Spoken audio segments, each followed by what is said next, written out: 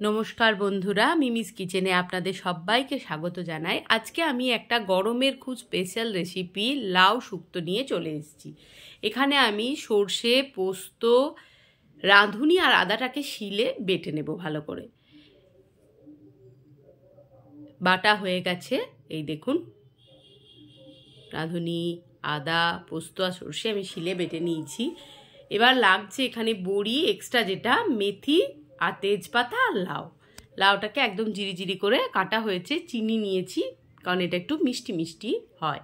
কড়াই বসিয়ে দিয়েছি। এগুলো কিন্তু সাবিকে দিনের রান্না, পুরনো দিনের রান্না, নতুন কিছু রান্না এটা নয়।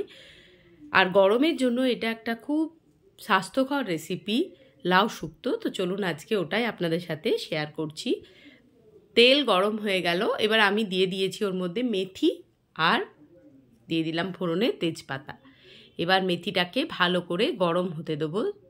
যেহেতু নাম কিন্তু লাউ শুক্তো, কিন্তু তেতো কিন্তু এখানে কিছুই নেই, শুধু মেথি মুখে পড়লে একটু যা তেতো লাগবে, বাকি তেতো ভাব কিন্তু এই রান্নায় থাকবে না। ভালো করে ফোড়নটা আগে গরম করে নেব। ফোড়নটা গরম হয়ে গেলেই আমি ওর মধ্যে লাউগুলো দিয়ে দেব। বড়িটা ভেজে নিচ্ছি।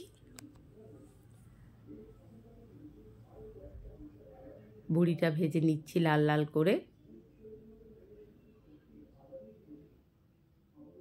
এবার ওই ফোড়নের মধ্যে লাউটা ছেড়ে দিলাম। যেহেতু লাউ থেকে এমনিতেই প্রচুর পরিমাণে জল বেরোয়, তাই এখানে জল ব্যবহার করারও কোনো দরকার নেই। আপনারা সবাই জানেন যে লাউ থেকে এমনিতেই জল বেরোতে শুরু হয়। এবার খুন্তি দিয়ে ভালো করে আমি নাড়াচাড়া করে নিচ্ছি।